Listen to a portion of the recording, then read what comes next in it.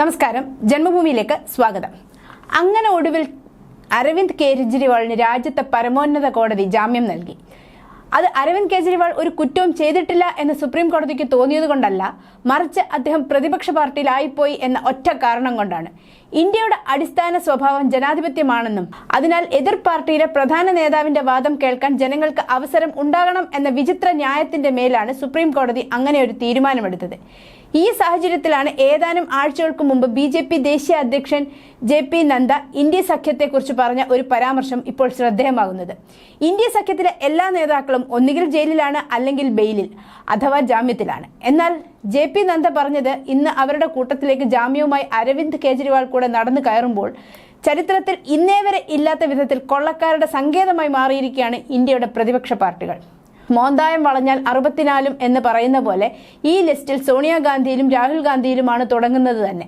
National Herald കേസിൽ നിലവിൽ ജാമ്യത്തിലാണ് സോണിയാഗാന്ധിയും മകൻ രാഹുലും. അഴിമതി തങ്ങളുടെ എന്തോ ജനാധിപത്യ അവകാശം എന്ന നിലയിൽ ദശകങ്ങളായി നിർബാധം രാജ്യം കട്ടുമുടിച്ചുകൊണ്ടിരിക്കുന്നതിനിടയിലാണ് ഇടുത്തി പോലെ നരേന്ദ്രമോദിയുടെ കീഴിൽ BJP ഇന്ത്യയിൽ അധികാരത്തിൽ വരുന്നത്.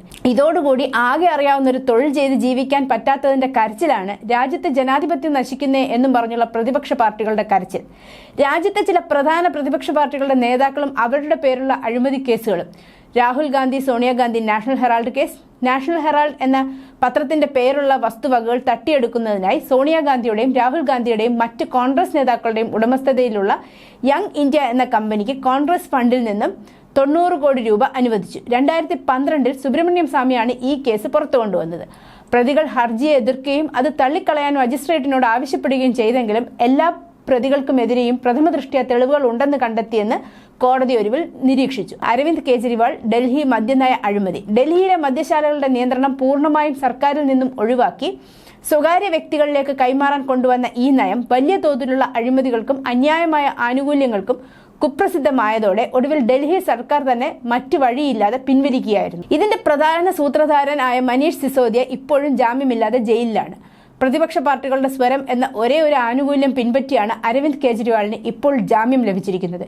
ഇപ്പോൾ ഡൽഹി മദ്യനയ കേസിൽ BJP പ്രതിപക്ഷം പഴിക്കുന്നുണ്ടെങ്കിലും അന്നത്തെ ഡൽഹി കോൺഗ്രസ് അധ്യക്ഷൻ അനിൽ ചൗധരിയാണ് പരാതി നൽകിയത് എന്നാണ് രസകരമായ വസ്തുത. ലാലു പ്രസാദ് യാദവ്, ബാർബറി ദേവി, തേജസ്വി യാദവ്, ഭൂമിക്ക് പകരം ജോലി കുംഭകോണം. ബീഹാറിലെ നേതാക്കളും പ്രതിപക്ഷ നിരയിലെ പ്രമുഖരുമായ ലാലു പ്രസാദ് യാദവിന്റെ പേരിൽ എത്ര കേസുകൾ ഉണ്ടെന്ന് അദ്ദേഹത്തിനും ഒരുപക്ഷെ കോടതിക്കും തന്നെ വലിയ ധാരണയുണ്ടാകില്ല. കാലിത്തീറ്റ കുംഭകോണ കേസിൽ അകത്തുപോയ ലാലു സ്വന്തം ഭാര്യയെ വെച്ച് ജയിലിൽ ഇരുന്നു കൊണ്ട് നിഴൽ ഭരണം നടത്തിയ ആളായിരുന്നു. ഇപ്പോൾ ഏറ്റവും ഒടുവിലായി ഭൂമിക്ക് പകരം ജോലി കുംഭകോണ കേസിലാണ് അദ്ദേഹം ജാമ്യത്തിലുള്ളത്. റെയിൽവേയിൽ ജോലി ലഭിക്കുവാൻ വേണ്ടി സമീപ പ്രദേശത്തുള്ള യുവാക്കളിൽ നിന്നോ അവരുടെ ബന്ധുക്കളിൽ നിന്നോ ചെറിയ തുകയ്ക്ക് ഭൂമി മേടിച്ചതാണ് കേസ്. ED അന്വേഷണം നേരിടുന്ന മറ്റും മുതിർന്ന പ്രതിപക്ഷ രാഷ്ട്രീയക്കാരിൽ കർണാടകയിൽ നിന്നുള്ള DK ശിവകുമാർ, പശ്ചിമബംഗാൾ മുഖ്യമന്ത്രി മമതാ ബാനർജിയുടെ അനന്തരവൻ അഭിഷേക് ബാനർജി, മുൻ ഹരിയാന മുഖ്യമന്ത്രി ഭൂപീന്ദർ സിംഗ് ഹൂഡ എന്നിവർ ഉണ്ടായിരുന്നു. ഡൽഹി ഉപമുഖ്യമന്ത്രി മനീഷ് സിസോദിയ, തെലങ്കാന മുഖ്യമന്ത്രി K ചന്ദ്രശേഖർ റാവു, ഭാരത് രാഷ്ട്ര സമിതി BRS നേതാവ് K കവിത, ജാർഖണ്ഡ് മുക്തി മോർച്ച JMM നേതാവ് ഹേമന്ത് സോറൻ, ഛത്തീസ്ഗഡ് മുൻ മുഖ്യമന്ത്രി ഭൂപേഷ് ബാഗേൽ തുടങ്ങി നിരവധി രാഷ്ട്രീയ നേതാക്കൾ EDയുടെ റഡാറിലാണ്. അതായത് ചരിത്രത്തിലെ ഏറ്റവും വലിയ കൊള്ളക്കാരുടെ സംഘം എന്ന് പറയാൻ പറ്റുന്ന ആൾക്കാരാണ് ഇപ്പോൾ ED സഖ്യത്തിലുള്ളത് എന്ന് വ്യക്തമായും പറയാം. എന്നാൽ അങ്ങനെ അല്ലാത്ത നിരവധി പ്രതിപക്ഷ നേതാക്കളുമുണ്ട്. കർണാടക മുഖ്യമന്ത്രി സിദ്ധരാമയ്യ, ശരത് പവാർ, ഉദ്ധവ് താക്കറെ എന്നിവർക്കെതിരെ ഒന്നും ED കേസുകൾ ഇല്ല.